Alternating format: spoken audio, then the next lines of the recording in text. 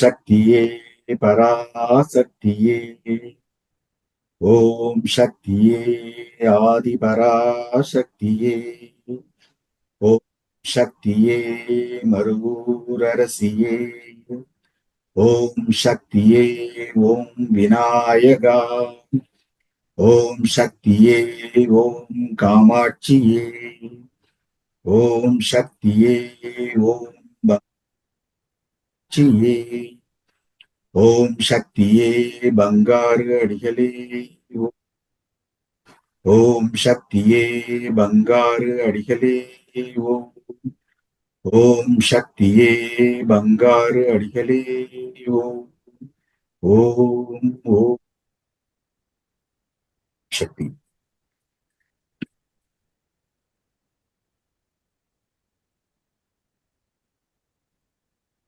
சக்திகள் அனைவருக்கும் என்னுடைய ஓம் சக்தி வணக்கங்கள். இன்றைய தினம் 25ஆம் தேதி ஜனவரி மாதம் 2025வது வருடம் மற்றும் ஒரு ஆன்மீக கலந்துரையாடலில் நாம் அனைவரும் கலந்து கொண்டிருக்கிறோம். இன்று தொடர்ந்து நம்முடன் சக்தி ஐயா பழனிமுருகன் அவர்தம் அனுபவங்களை சக்தி மாலை இருமுடி பற்றிய அருள்வாக்குகள் மற்றும் ஏனைய அனுபவங்களையும் பகிர்ந்து கொள்ள இருக்கிறார். நாம் ஐயாவிடம் தொடர்ந்து பேசும். வணக்கம். வணக்கம் ஐயா. ஓம் சக்தி. ஓம் சக்தி. ஓம் சக்தி. ஓம் குருவடி சரணம் திருவடி சரணம். ஓம் குருவடி சரணம் திருவடி சரணம். ஓம் குருவடி சரணம் திருவடி சரணம். ஓம் ஓம் சக்தியே குரு வாழ்க. ஓம் ஓம் சக்தியே. ஓம் ஓம் சக்தியே குரு நலம் வாழ்க. ஓம் ஓம் சக்தியே. ஓம் ஓம் சக்தியே குரு குலம் வாழ்க. ஓம் ஓம் சக்தியே. ஓம் ஓம் சக்தியே குரு அருளால் அனைத்து உயிர்களும் இன்புற்று நீடூழி வாழ்க வாழ்க. ஓம் ஓம் சக்தியே.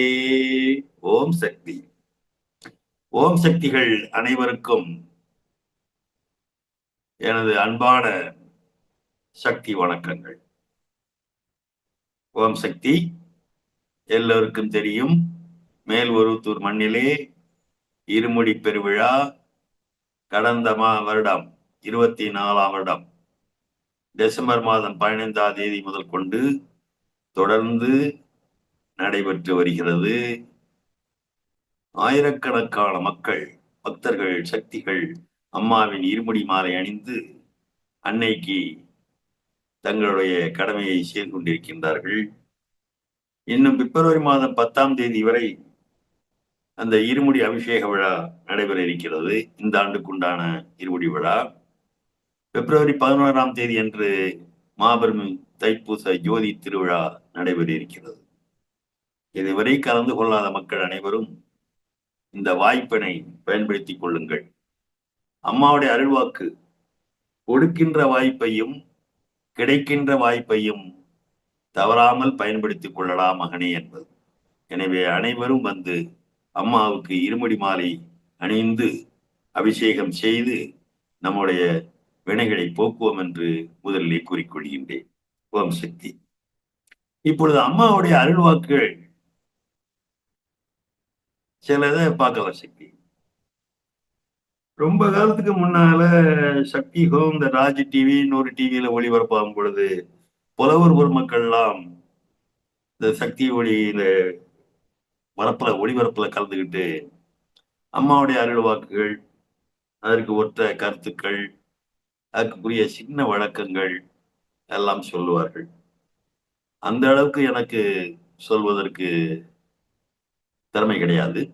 ஆனால் அம்மாவுடைய அருள்வாக்கை மட்டும் சிலவற்றை நாம் நினைவுகூர்ந்து கொண்டால் நல்லது. நம்மில் நிறைய பேர் மந்திரம் வழிபாடை முறைப்படி செய்கின்றோமா என்பதே ஒரு ஐயம். குறைந்தது மூலபட்சமாக நம்ம சொல்லி இத்தனை சிறிகாலையில் அம்மாவை வணங்க வேண்டும். சரி, அது இருக்கட்டும். இன்னும் தேடி தேடி புத்தகங்களை படிப்பது என்பது இப்போதுள்ள காலயுகத்திலே கொஞ்சம் சரிப்பட்டு வராத விஷயமாக தெரிகிறது. ஆனால் அந்த மக்களுக்கு, அப்படிப்பட்ட சில மக்களுக்காக நாம் நம்முடைய அன்னைக்குரிய அல்வாக்குகளை நினைவு கூறத்தக்கது என்று நான் விரும்புகின்றேன். அந்த வகையிலே இன்றைக்கு ஒரு 3 அல்லது 4 அருள்வாக்குகள் மேல்மருத்துவர் அன்னையின் அருள்வாக்கு என்ற புத்தகத்தில் இருந்துதான் இந்த அருள்வாக்கு சரி சொல்கின்றோம். அம்மா எங்கே இருக்கிறாள்? அம்மா எங்கே இருக்கிறாள்? பராசக்தி வடிவில், சுயம்பு வடிவில் மேல்மருவத்தில் இருக்கிறாள். உரு வடிவில் பேர்வழியாக இருக்கிறாள். எங்கும் நிறைந்த பரம்பொருள் எங்கெல்லாமோ இருக்கிற அவர் இல்லாத இடமே இல்லை. அந்த அம்மாவை எப்படி காணலாம்? எப்படி மனதிற்குள் உண்மையாக காணலாம் என்பதற்கு அம்மாவே ஒரு பதில் கொடுத்திருக்கின்றார்கள். 500 பேருடைய வயிற்றை குளிரச் செய்ய போகின்ற அந்த அரிசி தவளை இருக்கும் நெருப்பில் இருக்கிறது அல்லவா அந்த அரிசி பானை, அந்த தவளைக்குள்ளே குனிந்து வா, அதனுள் நான் இருப்பேன். ஏழைகளின் வயிற்றை குளிரச் செய்யும் சோறு கொதிக்கும் தவளையே, அது பாத்திரமே என் இருப்பிடமாக இருக்கும் என்று அம்மா தன்னுடைய லொகேஷனை ஐடென்டிஃபை பண்றாங்க. அது மட்டுமல்லாம உண்மையாகவே என்னை காண விரும்பினால் அதனுள் தான் என்னை காண முடியும். சரி, எல்லாரும் ஆக்கிரமிச்சு நம்ம எப்படி பாக்குறது, அது வேற விட்ட பிரச்சனைகள் இல்லை. அதனால இன்னொன்னு சொல்றா அம்மா. இது யாருக்காக சொன்னா, தொண்டை அந்த தொண்டை விட்டு போட்டு வேற இடத்துக்கு வராத, சமையல் சமையல் வேலை நடக்கிற இடத்துக்கு தொண்டை அந்த தொண்டை விட்டுட்டு வேற இடத்துக்கு வராத, நான் அங்கேயே இருப்பேன், நீ அதுக்குள்ள என்ன பாத்துக்கலான்னு அவனுக்கு சொன்னது. சரி, நமக்கெல்லாம் என்ன சொல்லி இருக்கின்றாள்? என் ஆணையை சிரத்தின் மேல் தாங்கி அதை நிறைவேற்றுவதில் இம்மியும் கவனக்குறைவு இல்லாமல் எவன் நிறைவேற்றுகின்றானோ அவனிடம் நான் தங்கியுள்ளேன்.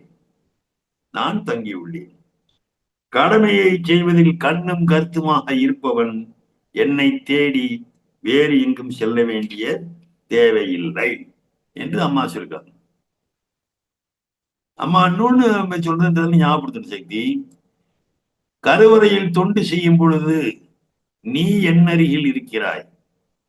கருவறையில் தொண்டு செய்யும் பொழுது நீ என் அருகில் இருக்கிறாய்.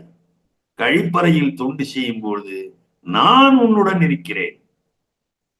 அம்மாவே நம்ம இருக்கிறதுக்கு வர்றாங்க.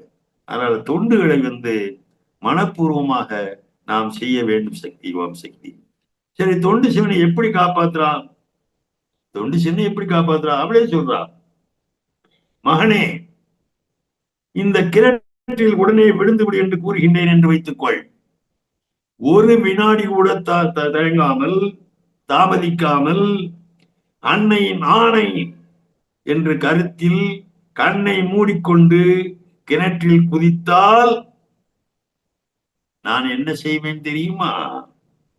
கிணற்றில் 100 அடி ஆழத்திற்கு தண்ணீர் இருந்தாலும் அதை காணல் நீராக மாற்றி கீழே பஞ்சுமத்தை விரித்து நீ விழும்போது எவ்வித இடையூறும் இல்லாமல் எந்த துன்பமும் நேராதபடி உன்னை காப்பேன்.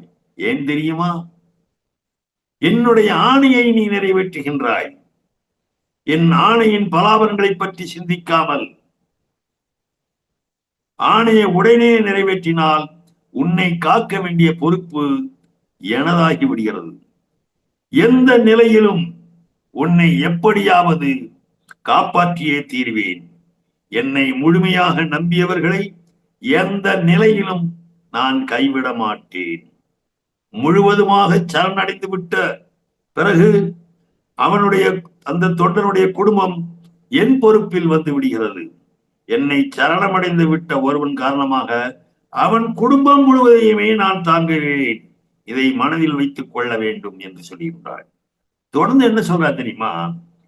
இதற்கு மாறாக அன்னை ஆட்டி விட்டு ஆணையிட்டு விட்டால் நாம் கிணற்றித்தான் விழத்தான் போகிறோம், விழுந்து விடுவோம் மாட்டேன் என்று சொல்லவில்லை.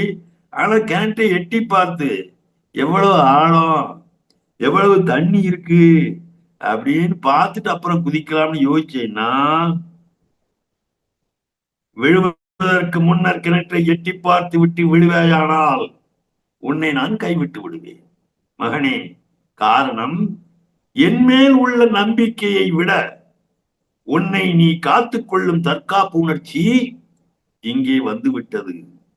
உன் அறிவின் துணை கொண்டு நீ கிணற்றின் ஆழம், உயரம் முதலியவற்றை ஆராயத் தொடங்கிவிட்டாய் அல்லவா? இவ்வாறு ஆராயவில்லை தாயே, சும்மாதான் கிணத்தை எட்டி பார்த்தேன், நான் விழுதான் முடிச்சிருந்தேன் அப்படின்னு நீ சொன்னா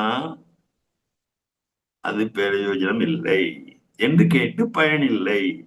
உன் தற்காப்பு உணர்ச்சி தொழில்பட துவங்கியவுடன் நான் அங்கு வருவதில்லை அப்படின்னு சொல்றாங்க. சரணாகதி தத்துவம், சரணாகதிக்கு முழு சரணடைந்து விடுது, முழு சரணடைந்து விடுன்னு அம்மா சொல்றாங்க. அது என்ன முழுமையாக சரணடைதல்? கொஞ்சம் எல்லாருக்கும் என்ன, எல்லாத்தையும் பற்றலா பற்றையும் விட்டுட்டு, குடும்ப வாழ்க்கையெல்லாம் விட்டுட்டு, மனைவி மக்களை எல்லாம் விட்டுட்டு, பந்தங்களை எல்லாம் விட்டுட்டு சாமியார் ஆகணுமா? இல்ல, அம்மா அப்படி சொல்லல. அம்மா ஒரு அழகா ஒரு உதாரணம் சொல்றாங்க. சக்தி பக்கம் 17 இருக்குது, அன்னையின் அருள்வாக்கு புத்தகத்துல பக்கம் 17. சரணாகதி தத்துவம். சரணாகதி தத்துவம் என்றால் அந்த காலத்துல ஒரு வழக்குல உள்ள தண்டனிடுதல் அப்படிம்பாங்க. இது பெரும்பாலும் வைணவ பெரியார்கள் பயன்படுத்திய ஒரு சொல், தண்டனிடுதல். தண்டனை பெரியவர்களை கண்டா வணங்குறது, அவ்வளவுதான். தண்டம்னா என்ன? கீழே விழுந்து வணங்குறது, கடவுள் வணங்குறது. அதுதான் தண்டனிடுதல் என்று சொல்வார்கள். தண்டனிடுதல் என்ற சொல்லுக்கு பொருள் என்ன?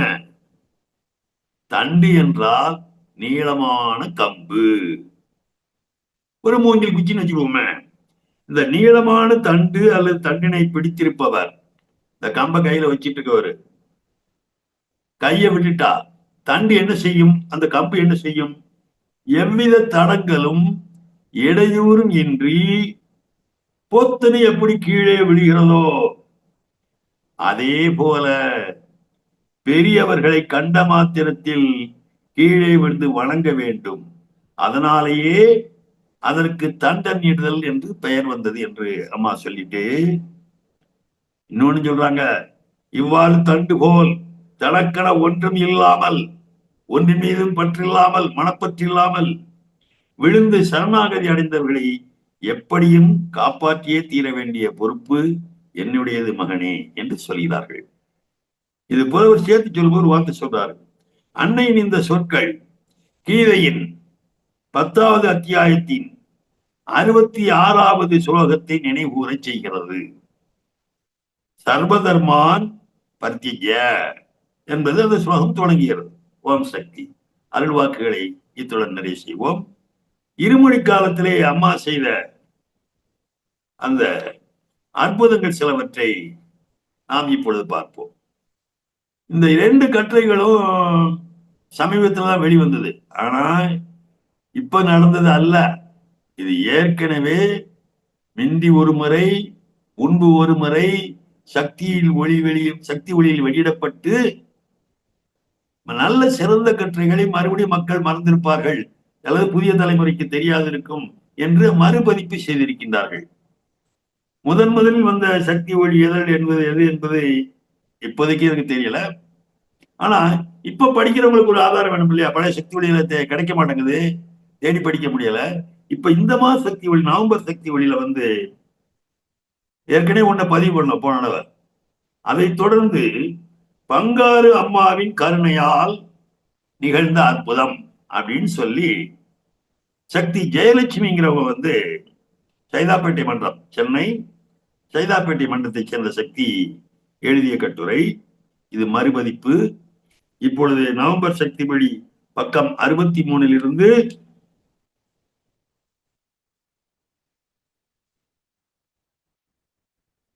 66 வரை இந்த கட்டுரை பதிப்பிக்கப்பட்டிருக்கிறது. இந்த கட்டுரை சாராம்சம், அற்புதம் என்றால் என்ன? நம்ம நினைச்சு பார்க்கறது மாதிரி நடக்கிறது அற்புதம். நினைச்சு பார்க்காத முறையில, அந்த விதத்துல, நம்பிக்கைக்கு அப்பாற்பட்டு திடீரென்று நிகழ்வதுதான். இதுக்கு எனக்கு தெரிஞ்ச உதாரணம் ஒண்ணு சொல்றேன்னா, ஒரு வீட்டுல இருண்ட வீட்டுக்குள்ள போறோம், சாயங்காலம் போறோம், அறையெல்லாம் இருட்டாக இருக்கிறது, இருளாக இருக்கிறது, ஒண்ணு புலப்படவில்லை. அந்த சுவிட்சை போட்ட உடனே வெளிச்சம் பலான்னு எப்படி அந்த ரூம் கூட பரவுது? டைம் எடுத்துக்கிட்டதா? எத்தனை ஃபிராக்ஷன் ஆஃப் செகண்ட் யாருக்காவது தெரியுமா? அதே மாதிரி அந்த சுவிட்சை ஆஃப் பண்ணிட்டோம்னா மறுபடியும் இருள் கவிந்து விடுது. அதுக்கு எடுத்துக்கொள்ள நேரம் என்ன? எப்படி இது நிகழ்கிறது? மின்சக்தியால் என்று சொல்வார்கள். மின்சக்தியாலேயே இவ்வளவு நடக்க வேண்டும் என்றால் ஓம் சக்தியால் எவ்வளவு நடக்கும் என்பதற்கு இந்த கட்டுரை மிக அழகான அற்புதமான ஒரு எடுத்துக்காட்டாகும். கட்டுரை தொடர்வோம். அருள் திரு பங்காரம்மாவின் கோடான கோடி பக்தர்களில் நாங்கள் சைதாப்பேட்டை மன்றத்தைச் சேர்ந்தவர்கள். அவர்கள் எழுதிய வாசகங்களை அப்படியே தெரிகிறேன். சைதாப்பேட்டை மன்றத்தைச் சேர்ந்த ராணி என்பவர் 10 பேருடன் இருமுடி மாலை செலுத்த ரயில் மார்க்கமாக மருவத்தூர் புறப்பட்டு சென்றார்கள். பரவிட்டு போனா சைதாப்பேட்டையிலிருந்து மின்சார ரயில் ஏறி கிண்டியில் இறங்கி மருவத்தூருக்கு செல்ல காலை 6:45 ரயிலில் ஏற தண்டவாளத்தை கடந்து செல்ல வேண்டும். சைதாப்பேட்டிலிருந்து டைரக்டா அந்த வண்டி கிடையாது. சைதாப்பேட்டைக்கு அடுத்த ஸ்டேஷன் தான் டுவர்ஸ் மேல்மருவத்தூர், அடுத்த ஸ்டேஷன் தான் கிண்டி. இடையில வேற ஸ்டேஷன் கிடையாது, சைதாப்பேட்டை கிண்டி. அங்க இறங்கிட்டோம்னா எக்மோர்ல இருந்து வரக்கூடிய மேல்மருவத்தூர் வழியாக விழுப்புரம் செல்லக்கூடிய வண்டி வரும், பாண்டிச்சேரி வண்டி ஒன்று வரும். அந்த வண்டியை எங்க நிற்கும்னா சைதாப்பேட்டையில நிக்காது, அது கிண்டியில நிற்கும். அந்த வண்டியில் ஏற வேண்டும் என்று அவர்கள் வருகிறார்கள். அப்போ அந்த கிண்டியில ஏறி இறங்கிட்டாங்கன்னா இந்த பிளாட்ஃபார்ம் வேற, அந்த பிளாட்ஃபார்ம் வேற. இவங்க படிகள் இருக்குது, ஏறி இறங்கிதான் அந்த மேடைக்கு போகணும். நம்ம எப்போதுமே படியையும் பயன்படுத்துறது கிடையாது, படிப்பையும் பயன்படுத்துறது கிடையாது. ரொம்ப நேரத்துல அந்த நேரத்துல வேறொரு ரயில் அங்கிருந்து வருகிறது. வேறொரு ரயில் பக்கத்தில் உள்ள தண்டவாளத்தில் வரப்போவதை அறிந்த அவர்கள் வேக வேகமாக தண்டவாளத்தை கடந்தார்கள். அந்த 10 பேர் குரூப் பாஸ் பண்றாங்க. எல்லோரும் கடந்து விட்டோமா, வந்து விட்டோமா என்று அந்த குழுவுக்கு தலைவியாக இருந்த ராணி அம்மா திருப்பி திருப்பி பார்க்கிறார்கள். அப்பொழுதுதான் தெரிகிறது அவருடைய மருமகள் யாரே, ராணி அம்மா. கட்டுரை எழுதியவர் ஆசிரியர் இருந்து ஜெயிச்சு சொல்றாரு. அவங்க பேர் ஜெயலட்சுமி. இப்ப கட்டுரைக்கு உள்ள வரவங்க யாரு? ராணி. அவங்கதான் 10 பேரை கூட்டு வர்றாங்க. அவங்க தண்டவாளத்தை வேகமா கடந்து திரும்பி பாக்குறாங்க. அவங்க கூடயே அவங்க குரூப்லயே வந்த 10 பேர்ல ஒருத்தியாக வந்த அவருடைய மருமகள் தான் பேர குழந்தையோட வந்தாங்க. அந்த அம்மாவும் கடைசியா தண்டவாளத்தை கடந்து காலை வச்சுட்டாங்க. வேகமா ரயில் வருவதை அவர்கள் அறியவில்லை. யாரு? அந்த குழந்தைய உழைச்சுக்க மருமகள், அந்த தாய். ரயில் வர்றது அவங்க கவனிக்கலை. அவங்களோட போய் சேர்ந்து கொடுங்க, வேகமா போறாங்க.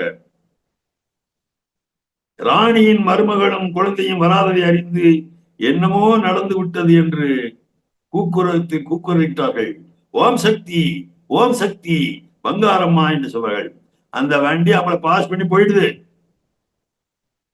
என்னாச்சு?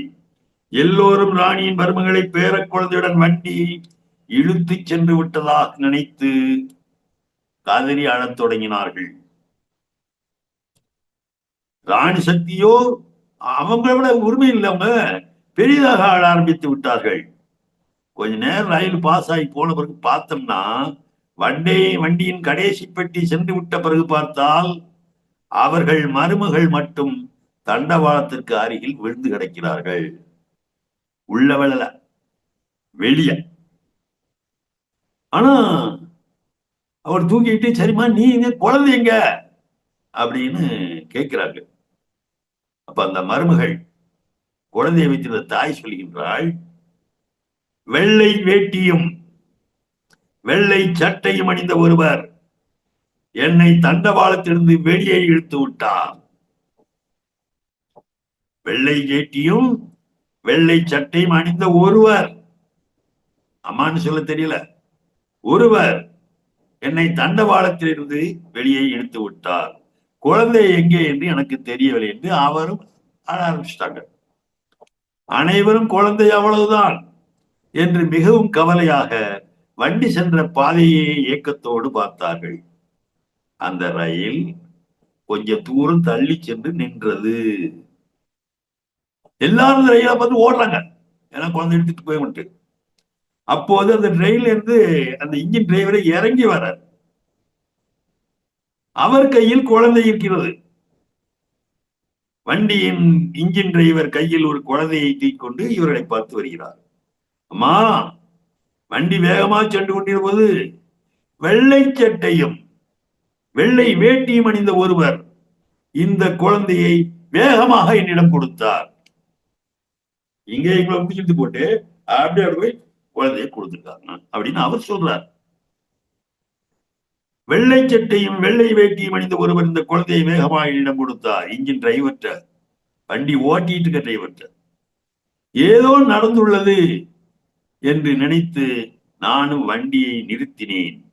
இது எக்ஸ்பிரஸ் வண்டியினால கொஞ்சம் தள்ளி போய் நின்றது.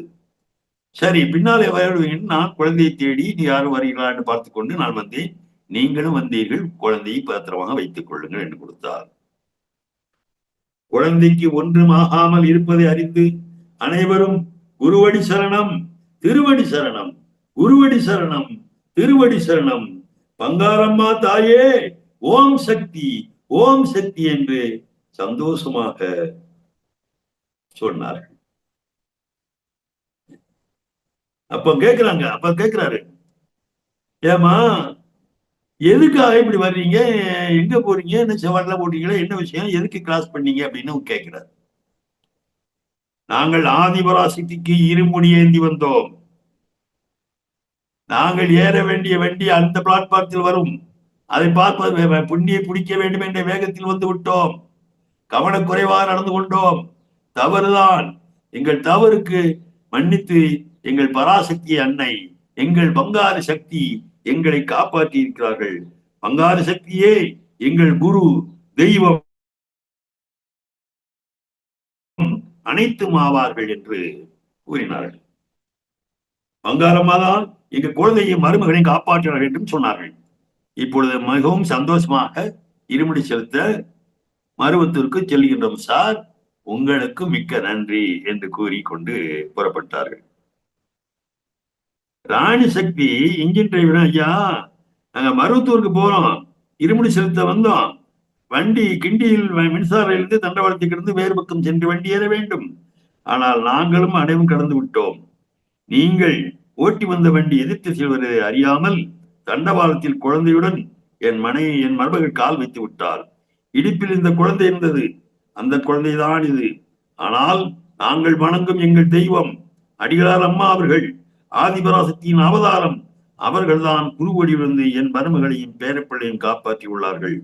உங்களுக்கு மிக்க நன்றி ஐயா என்று சொன்னார்கள். Engine driver வேப்படைந்தார்.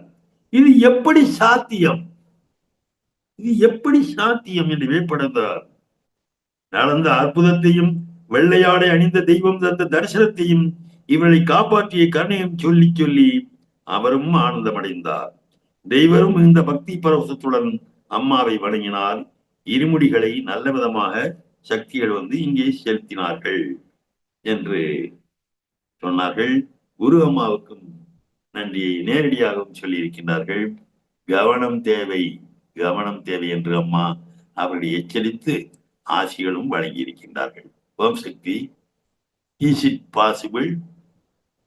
S, certainly possible only by அம்மா. எதுவும் நடக்கும், எப்படியும் நடக்கும், எந்த விதத்திலும் நடக்கும்.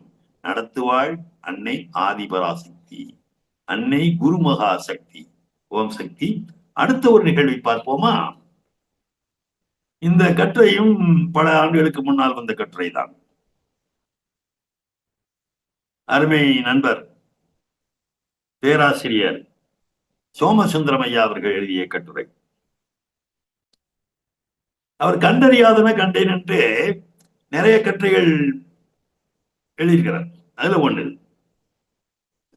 அவர் சொல்றாரு, சக்தி எழும்புன்னு ஒரு சக்தி, அம்மாவுடைய சிறந்த பக்தர், அருமையான தொண்டர். திருவாரூர் சக்தி சுந்தரராஜுடன் சேர்ந்து கிராம நல வழிபாடுகளையும் பிரச்சார பணிகளையும் மிகச் சிறப்பாக செய்து வருபவர். இவர் எங்க வைச்சார்னா, நாகப்பட்டினம் அருகே உள்ள நாகூர் என்ற ஊரை சேர்ந்தவர். யாரு? சக்தி இளங்கோ. இளங்கோவுடைய மகள் சக்தி பால அபிராமி ஒரு பொண்ணு. அது 12ஆம் வகுப்பு அப்ப படிச்சுட்டு இருந்தது. இவங்க குடும்பத்துக்கு வேண்டிய ஒரு நண்பர், இளங்கோ குடும்பத்திற்கு இளங்கோவுக்கு வேண்டிய நண்பர் சுப்பிரமணியன்னு பேரு. அவருக்கு ஒரு 40-45 வயசு தான் இருக்கும். ஆனால் அவர் திடீரென்று இறந்து போனார். விதிவசம். இந்த இளங்கோ வீட்டுக்கு போற பாதையில சுடுகாடு இருக்குது. அடுத்து பக்கத்து ஊருக்கு போயிட்டு பள்ளிக்கூடத்துக்கு போயிட்டு வரணும்னா வழியில சுடுகாடு இருக்கிறது. வேறு வழி இல்லை. அந்த ஊர் மக்களுக்கான பொதுவான பாதையும் அதுதான். ஒரு நாள் மாலை சக்தி பாலாபிராமி பள்ளிக்கூடம் சென்று விட்டு திரும்பி வந்து கொண்டிருந்தாள். மாலை ஸ்கூல் முடிஞ்சு வர்றாங்க, அந்த பொண்ணு வருது. பொழுது சாயும் நேரம். அந்த சுடுகாட்டை தாண்டி வந்த பெண் வீட்டுக்கு வந்தவுடன் ஏதோ சம்பந்தம் இல்லாமல் உளர ஆரம்பித்து விட்டார். இந்த மாலைங்கிற வார்த்தை ஏன் திருப்பி சொன்னேன்னு சொன்னா, நெல்லை மாவட்டத்துல ஒரு பழக்கம் சொல்லுவாங்க, எல்லாரும் இருக்கலாம். மூத்தாருக்கு 3 சந்தி, இளையாருக்கு 7 சந்திங்கிறாங்க. மூத்தாருக்கு 3 சந்தி, இளையாருக்கு 7 சந்தி. சந்தினா சந்திப்பு. மாலையும் இரவும் சந்திக்கும் இடத்தில் மயங்கிய ஒளியினை போலே அப்படின்னு கண்ணாசனுடைய பாடல் ஒன்று. மாலையும் இரவும் சந்திக்கும் இடம், அமரே இருட்டும் காலையும் வெளிச்சம் சந்திக்கும் இடம், நண்பகல். இது முக்கியமான 3 சந்தி. 7 சந்தி இருக்கு சொல்ல வேண்டாம் இப்போதைக்கு. அப்ப இந்த பெண் குழந்தை அந்த நேரத்துல வருது. இந்த நேரங்கள்ல நாம் தெய்வ பக்தி உள்ளவர்கள், தெய்வ நம்பிக்கை உள்ளவர்கள் கண்டிப்பாக ஆவி மேலும் நம்பிக்கை இருக்கும். ஆமி அம்மாவே சொல்லிட்டாங்க, பேய்விடமெல்லாம் இருக்குன்னு சொல்லி. அந்த நம்பிக்கை தக்கிறபடி அந்த நேரத்துல நம்ம கொஞ்சம் பாதுகாப்பா நடந்து கொள்ளணும். ஆனா விதி விளையாடுது. ஸ்கூல் விட்டு வருது. அந்த பெண் எந்த சூழ்நிலை இருந்தால், உடல் ரீதியாக எந்த நிலையில் இருந்தால் என்பதை நாம் விளக்கி சொல்ல முடியாது, தெரியாது. அந்த கிராஸ் பண்ணிட்டு வந்த உடனேயே வீட்டுல ஏதோ உளருது. அப்ப வீட்டுல இளங்கோ இல்ல. அது பெண்ணுடைய தகப்பனார் இல்ல, அவருடைய மனைவி மட்டும்தான் இருக்காங்க. அந்த அம்மா பயன் போச்சு. என்னடா அது நம்ம பிள்ளை இப்படி சொல்லுன்னு சொன்னது மட்டுமல்லாம பேய் பிடித்தது போல் ஆட ஆரம்பித்து விட்டாள். அக்கம் பக்கத்து மக்கள் கூடி நின்று வேடிக்கை பார்க்க ஆரம்பித்து விட்டார்கள். ஆளுக்கு ஒரு யோசனை சொன்னார்கள். இங்கே போ மந்திரிப்பார்கள், சரியாகிவிடும். அங்கே போ தாயத்து போடுவார்கள், அவனிடம் அழைத்து போ திருநீர் போடுவார், எல்லாம் சரியா போகும், பேய் தானாக ஓடும் என்றெல்லாம் பல யோசனைகளை சொல்றாங்க. பாலராபிராமியின் தாயார் நேரம் பார்த்து இவங்க அப்பா எங்க போனார் ஐயா, என்ன செய்வேன் அப்படின்னு மயங்கிட்டு இருக்காரு. யோசனை சொன்ன ஆட்கள் எல்லாம் பார்த்து இந்த பாலராபிராமி சொல்லுது, அதாவது உள்ளுக்கு இருந்து ஆவி பேசிக்கிறது, ஏய் உய் அப்படின்னு சொல்லுது. எல்லாம் சினிமாவில் நிறைய பார்த்துருப்பீங்க. டேய் பேசாதே, யார் என்னை எது செய்தாலும் நான் இவளை விட்டு போக மாட்டேன், நான் யாருக்கும் பயப்பட மாட்டேன், இவ அப்பா வரட்டும், நான் அவரோடு பேசிக்கொள்கிறேன் என்று அந்த பெண் மூலமாக வார்த்தைகள் வெளிவருகின்றன. ஒரு வழியாக எப்படியோ வந்துட்டார் செங்கிழம்போ. வீட்டின் முன்னே என்ன கூட்டம், என்னவோ ஏதோ ஒன்று பயந்து கொண்டே இருசக்கர வாகனத்தை நிறுத்திவிட்டு வீட்டுக்குள்ள அவசரமாக ஓடினார். பாலராமி சொல்லுது, வாங்க சார் வாங்க, உங்களுக்கு தான் காத்துட்டு இருக்கேன். இந்த பெண் எனக்கு வேண்டும், விட்டு விடுங்கள். அங்கே இருந்த அத்தனை பேரும் அதிர்ந்து போனார்கள். ஒரு பேய் அல்லது பிசாசு ஒரு சிறு வயது பெண்ணை தனக்கு வேண்டும் என்று கேட்டால், அதுவும் பெற்ற தந்தையிடமே கேட்டால் எவ்வளவு அதிர்ச்சியா இருக்கும். சக்தி இளங்கோவும் அறிந்து போனார். ஏய் நான் தான் வந்திருக்கேன்னா நீ யாரா, உன் பேர் என்ன அப்படின்னு சொல்லி தகப்பனார் கேட்கிறார், இளங்கோ கேட்கிறார்.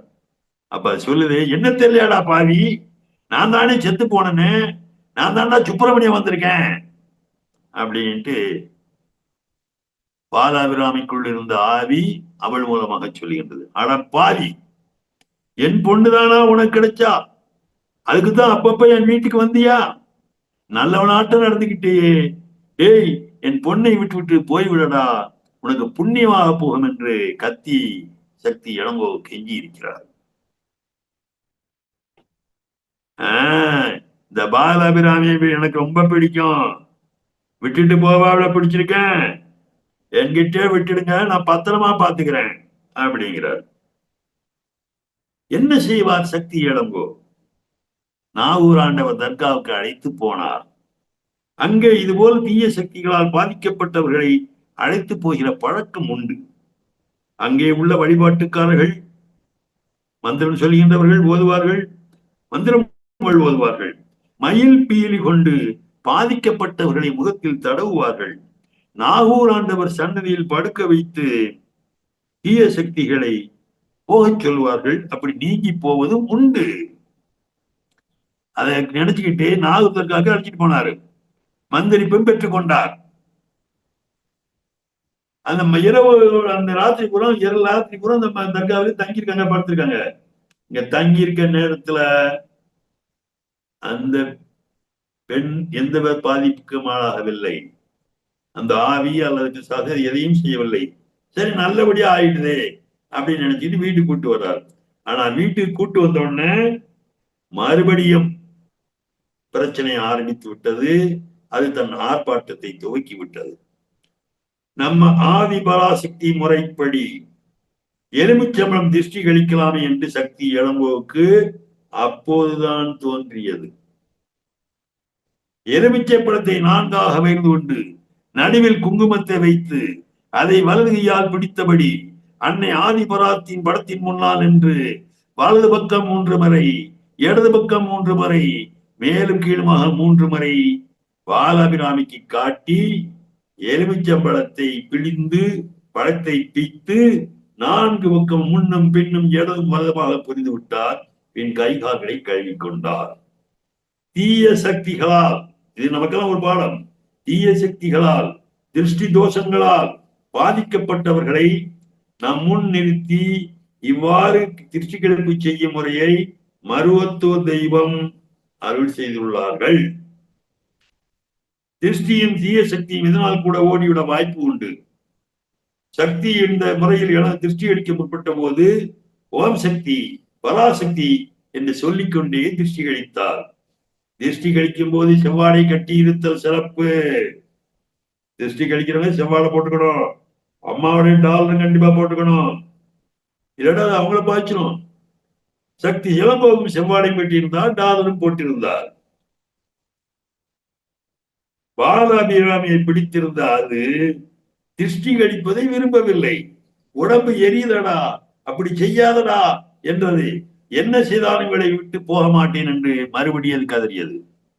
ஆயாசம் அடங்கி படுத்து விட்டாள் பாலாபிராமி. அன்று இரவு முழுவதும் அவ்வப்பொழுது சிறு சிறு முனகர்கள் மட்டுமே. சக்தி இளங்கோவுக்கும் அவர் மனைவிக்கும் கவலையும் பயமும் மனதில் கவ்விக்கொண்டன. மறுநாள் என்ன செய்வது என்ற யோசனை. யாரோ சொன்னார்கள், குறிசெல் பெண்ணிடம், அங்க ஒரு குறிசல் ஒரு அம்மா அவங்கள்ட்ட போனாங்க. அங்கே போனா ஆர்ப்பாட்டம் செய்தது அடங்கவில்லை.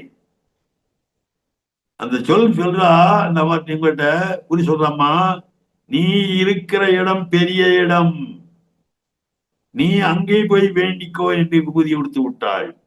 அப்பொழுதுதான் இளவுக்கு மனதில் உதித்தது, ஆஹா, மேல்மருவத்தூரிடம் அம்மாவரிடம் அல்லவா நாம் இருக்கிறோம், செவ்வாடை கட்டுகிறோம், மருவத்தூர் வருகிறோம், டாலர் போட்டிருக்கிறோம், மந்திரம் பிடிக்கிறோம், இது புரியாமல் இத்தனை நாள் வீணாக அலைந்திருக்கிறோமே, எல்லாம் நம் கால நேரம் என்று கால நேரத்தை நொந்து கொண்டு வருத்தப்பட்டார். ஆனால் அப்பொழுது இருமுடி காலம். உடனடியாக மருவத்தூர்ந்து மாலை போட்டு சுயம்பு எண்ணெய்க்கு அபிஷேகம் செய்துவிட்டு தகவல் மையத்திற்கு வந்தார். அங்கே இந்த கட்டுரையாளனை சொன்னார். யாரு கட்டுரையாளர்? யாரு? சக்தி சோமசுந்தரையாவை தகவல் மையத்துல வந்து அவர் பார்த்து இந்த மாதிரி நடந்து வச்சுங்க அப்படின்னு விவரமா சொல்றாங்க. அப்பொழுது இந்த கட்டுரையாளன் கேட்டார், சோமசுந்தரையா அவர்கிட்ட கேட்கிறாரு, சக்தி பால அபிராமி எங்கே? அப்பதான் இளங்க சொன்னார், அழைத்து வரவில்லை, சூழ்நிலை அப்படி, நான் மட்டும் அவசரமாக உடல் மாலை போட்டு வேண்டிக் கொண்டேன்னு சொல்லிக்காரு. அந்த பொண்ணை கூட்டமா தனியா வந்திருக்காரு. பரவாயில்லை, ஆனால் சக்திய பால அபிராமியை சக்தி மாலை போட்டு உடனடியாக அழைத்து வாங்கள் என்று சோமசுந்தரம் ஐயா அவர்கள் அவருக்கு அறிவுரை சொல்லியிருக்கார்கள்.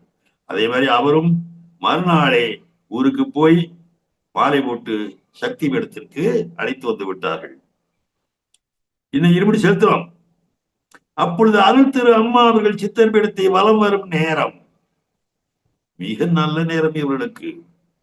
அருள் திரு அம்மா அவர்கள் தரிசனம் நடந்து கொண்டிருந்ததால் தரிசனம் செய்துவிட்டு போகலாம் என்ற நல்ல எண்ணம் சக்தி இளங்கோக்கு தோன்றியது. சித்தர் பீடத்தின் திருச்சுற்றில் வரும்போது தன் மகளோடு அமர்ந்து கொண்டார். அருள் திரு அம்மாவை தாம் தரிசனம் செய்யவும் அவர்கள் திருவுள்ளம் கணிந்தார் சக்தி பாலபிராமியை தம் திருக்கடைக்கண்ணால் கண்டு அருளும் வாய்ப்பான இடமாக பார்த்து உட்கார்ந்து கொண்டார். எல்லாமே பார்ப்பாங்க, நம்பிக்கை எங்க இருந்தாலும் பார்ப்பாங்க. ஆனா அவங்க பாக்குறதா நம்ம தெரிஞ்சிட முடியாது. ஐயோ நம்ம அம்மாவை நம்ம பார்க்கலையே இருப்போம். ஆனா நம்ம என்ன இங்க உட்காந்து திரும்புவாங்க, திரும்ப பார்த்துக்கிடுவோம். இப்படி செய்தவர்கள் நானும் ஒருவன் தான். அவன் எந்த டேனிங்னா நம்ம திரும்பல நிர்ணயிக்கணும். அது மாதிரி பார்த்து அவர் உட்கார்ந்துக்கிட்டார். சக்தி பாலபிராமியின் நல்ல நேரம். அருள் திரு அம்மா அவர்கள் இந்த குழந்தைக்கு அருகே வந்த போது சட்டென்று அவளை பார்த்து விட்டு வழக்கம் போல கோயில் சுத்தி போயிட்டார்கள். அருள் திரு அம்மாவின் திருப்பார்வை அந்த குழந்தையின் மேல் பட்ட மாத்திரத்தில் அந்த குழந்தை வீல் என்று சத்தம் போட்டு மயங்கி விழுந்து விட்டாள். ஒரு பக்தன் உதவியோடு தன்மைகளை ஓரமாக கொண்டு போய் படுக்க வைத்தார். அம்மாவின் அருள் வளம் நிறைவுற்றது. பக்தர்கள் தங்கள் வேலையை கவனிக்க போய்விட்டார்கள். சக்தி அபிராமி மயக்கம் தெளிந்து விட்டால் ஒண்ணுமே நடக்காத மாதிரி எதிர்த்தார். ஊரிலிருந்து புறப்பட்டதிலிருந்து உண்மத்தம் பிடித்த ஒருவர் இருந்த இந்த சிறுமி இப்பொழுது லேசாக புன்முறுவல் சிரித்தாள். பேய் போயிட்டுதே. அன்று முதல் இன்று வரை சக்தி பாலகிராமி நன்றாகவே படிக்கிறாள். மேல் படிப்புகள் படித்து இப்போது நல்ல பணியிலும் இருக்கிறாள். அடிகளாரின் பார்வைக்கு மகத்துவம் உண்டு என்பது அன்னையின் அருள்வாக்கு. பேய் ஓட்டவா அம்மா வந்தார்கள். அவர்கள் திருப்பார்வையால் தீராத நோய்கள் தீர்ந்தவர்கள் ஏராளம். வறுமை தேர்ந்தவர்கள் பல ஆயிரம் பேர். மனவளம் பெற்றவர்கள் ஆயிரம் ஆயிரம். உடல்நலம் பெற்றவர்கள் ஆயிரம். பண்பு நலம் பெற்றவர்கள் கேரக்டர் நிறைய பேர். இப்படி இப்படி இப்படி எத்தனை எத்தனை எத்தனையோ சொல்ல முடியாது, எண்ணில் அடங்காது, எண்ண முடியாது, எழுதி முடியாது. ஆனால் இன்னும் தொடர்ந்து வந்து கொண்டே இருக்கும் என்று அவரது கற்றையை நிறைவினார். இதுல ரெண்டு விஷயம் நம்ம தெரிஞ்சுக்கிற சக்தி. கால நேரம் அறியாமல், உடல் சூழல் அறியாமல் பெண் சக்திகள் எந்த இடத்திற்கும் போகக்கூடாது என்பது ஒன்று. இரண்டாவது, முறைப்படி திருஷ்டி கழிக்க முயற்சிக்க வேண்டும். திருஷ்டி கழிப்பவர்கள் செவ்வாடை அணிந்திருக்க வேண்டும், டாலர் போட்டிருக்க வேண்டும் என்பது இரண்டாவது ஒரு படிப்பினை. மூன்றாவது, எதுனாலும் அம்மா நமக்கு காத்தருவாங்கன்னு சொல்லி நேரடி அம்மாவிடம் சரணடைந்தால் அம்மா நமக்கு நல்லபடியாக காத்தருள்வாள். பாலனுடைய பார்வைக்கு மகா சக்தி உண்டு என்று அன்னை சொன்னதை இந்த கற்றை நிறைவேற்றுகிறது. மாலை போட்டு வரணுங்கிறதை இந்த கற்றை வற்புறுத்துகிறது. எனவே அனைத்து சக்திகளும் இருமுடி மாலை அணிந்து ஆலயம் வந்து அன்னைக்கு இருமுடி செலுத்துங்கள் என்று நான் உங்களிடம் ஒரு பணிவோடு கேட்டுக்கொள்கிறேன். ஒரே ஒரு விஷயம் மட்டும் சொல்லிட்டு முடிக்கிறான் சக்தி. சொல்லுங்க. சொல்லுங்க. தியானம் இல்லையா? தியானம் செய்வது எப்படி? நிறைய பேர் சொல்றோம். ஒவ்வொருத்தரும் ஒவ்வொரு முறையை பயிற்சி பண்றாங்க. அதை பத்தி நம்ம விளக்கல. ஆனா அம்மா தியானம் செய்வது எப்படி அப்படின்னு சொல்லிட்டாங்க. அதை சொல்லுவோம். ஒரு அருள் வாக்கில் சொல்லி இருக்கின்றார்கள். அந்த அருள் வாக்கு அன்னையின் அருள் வாக்கு புத்தகத்திலே பக்கம் 23 இடம்பெற்றிருக்கிறது. தியானம் செய்யும் முறையை பற்றி அம்மா சொல்வது. ஒரு முறை அன்னை ஒரு அன்பருக்கு தியானம் செய்ய வேண்டிய முறை பற்றி கூறினாள். பல்வேறு முன் செயல்களை கூறிய பிறகு தியானம் எவ்வாறு செய்ய வேண்டும் என்ற பகுதி முக்கியமானது. பல விஷயம் சொல்கிறார். அமர்ந்து கொண்ட பிறகு எந்த குறிப்பிட்ட மந்திரத்தையும் நீ கூற வேண்டாம். மனைவி, மக்கள், ஊர், உலகம் என்று உன் மனம் எங்கெங்கு சுற்றி அலைகிறதோ அதன் போக்கில் விட்டுவிடு. எந்த கட்டுப்பாட்டையும் விதிக்க வேண்டாம். நேரம் செல்ல செல்ல இந்த எண்ண ஓட்டங்கள் அடங்கி ஒருமுகப்படுவதை நீ உணர முடியும். நாளாவட்டத்தில் நீ வேறு, உன் மனமும் பொறிபுலன்களும் வேறு என்பதனை எளிதில் உணர முடியும். Only we should be the observer. பார்த்துக்கிட்டே இருக்கணும். ஆடு மாடு மேய்ப்பவர்களை நீ கண்டதில்லையா? அவன் என்ன செய்கிறான்? ஒவ்வொரு மாட்டின் பின்னாலேயுமா போகிறான்? உயர்ந்த ஒரு இடத்தில் அமர்ந்து கொள்கிறான். மாடுகள் தம் விருப்பம் போல் சுற்றி புல்தரையில் மேய்ந்து கொண்டிருக்கின்றன. ஓரிரு முறைகள் தன் இருப்பிடத்தில் இருந்தபடியே மாடு மேய்ப்பவன் மாடுகளை புல் மேய்வதை பார்த்து கொண்டிருக்கிறான். அதே போல அந்த எண்ணங்களை நீ பார்த்து கொண்டிருத்தல் வேண்டும். உன் பொறிபுலன்கள் மனத்தில் நிலையில் நின்று அதனுடன் தொடர்பற்ற முறையில் நின்று மனம் நினைப்பதை வேடிக்கையாக பார்த்து கொண்டிருக்க பழகுவாயாக. உன் பொறிபுலன்கள் மனத்தில் நிலையாக நின்று அதனுடன் தொடர்பற்ற நிலையில் மனம் நினைப்பதை வேடிக்கை பார்க்க கொண்டிருக்க பழகுவாயாக. நாளாவட்டத்தில் உன் ஆன்மா மனக்கோட்டத்தில் ஈடுபடாமல் மனம், பொறி, புலன்கள் இவற்றின் செயல்களை புறநிலையாக தனித்து நின்று காணும் இயல்பை பழகிக்கொள்ளும் என்று தியானம் சொல்வதை பற்றி அம்மா சொல்லியிருக்கின்றார்கள். இது தொடர்பாக நான் நேற்று படித்த ஒரு கவிதை ஒன்றை மட்டும் சொல்லி நிறைவு செய்கின்ற சக்தி. கடவுள் எங்கே? கடவுள் எங்கேங்கிற தலைப்பு ஒரு நண்பர் வாசுங்கிறவர் யூடியூப்ல பதிவு பண்ணியிருக்கார். அலைந்தே திரிந்தாலும் ஆண்டவனை காண முடியாது. அனைத்து உலகம் சுற்றினாலும் படைத்தவனை பார்க்க முடியாது.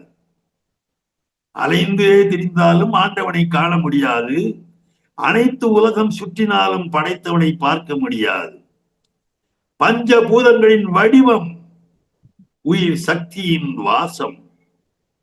பஞ்சபூதங்களின் வடிவம் உயிர் சக்தியின் வாசம். இறை சக்தியின் இயக்கம்தான் இவ்வுலக வாழ்க்கை. இறை சக்தியின் இயக்கம்தான் இவ்வுலக வாழ்க்கை. உன்னுள்ளே தியானம் உணர்த்தும் படைத்தவனை, உன்னுள்ளே தியானம் செய்தால் உணர்த்தும் படைத்தவனை அனைத்து உயிர்களிடத்திலும் அன்பு செலுத்தினாலே கடவுளை உணர முடியும். அனைத்து உயிரினும் அன்பு செலுத்தினாலே கடவுளை உணர முடியும். எதிர்பார்க்காமல் வரும் உதவிகள் அத்தனையும் கடவுள்கள் தான். எதிர்பார்க்காமல் வரும் உதவி கடவுளில் நாம் காண முடியும் அப்படின்ட்டு அந்த கற்றை முடி செத்தி கவிஞர் நெல்லை அருள்மணிங்கிற வாராஜா ஒரு பாட்டு எழுதிப்பார். உள்ளம் சொல்வதை உதடுகள் சொல்லாமல், உள்ளம் சொல்வதை உதடுகள் சொல்லாமல் உண்மை பிறப்பதில்லை. உள்ளிருந்தே நீ அருள் செய்யாமல், அன்னையே நீ அருள் செய்யாமல் ஒன்றும் நடப்பதில்லை. அன்னை அருள் அனைவருக்கும் கிட்டட்டும். அருளுக்கு நாம் தொண்டு செய்து பாத்திரமாவோம். ஓம் சக்தி பராசக்தி. அருமையான அம்மாவின் அற்புதங்கள் அந்த வார்த்தைக்கு மிகவும் பொருள் சேர்த்த நிகழ்வுகளை மிக நேர்த்தியாக தொகுத்து உங்களுடைய பாணிகள் வழங்கினீர்கள் சக்தி. மிக மிக சிறப்பான நிகழ்வுகள். அம்மாவின் அற்புதங்களை என்றென்றும் மனத்தில் நிறைவேற செய்யும் இந்த நினைவுகள். சக்தி, நாம் தொடர்ந்து அடுத்த வாரம் அம்மாவின் அருள்வாக்குகளை பற்றியும் அம்மாவின் அற்புதங்களை பற்றியும் தொடர்ந்து பேசுவோம். நாளை மாலை சக்தி செல்வா அவர்களின் மாணவ வகுப்பு மாலை மலேசிய நேரம் 6 மணிக்கு நடைபெறும். மக்கள் சக்திகள் தொண்டர்கள் கலந்து கொண்டு பயன்பெறவும் இந்நிகழ்வை இத்துடன் நாம் வாழ்த்து சொல்லி முடித்துக் கொள்வோம். சக்தி கலந்து கொண்ட அனைத்து சக்திகளுக்கும் ஓம் சக்தி வணக்கங்கள். குருவடி சரணம், திருவடி சரணம். குரு வாழ்க, பங்காரம்மா வாழ்க. வாழ்த்து சொல்லி முடிப்போம் சக்திகளை.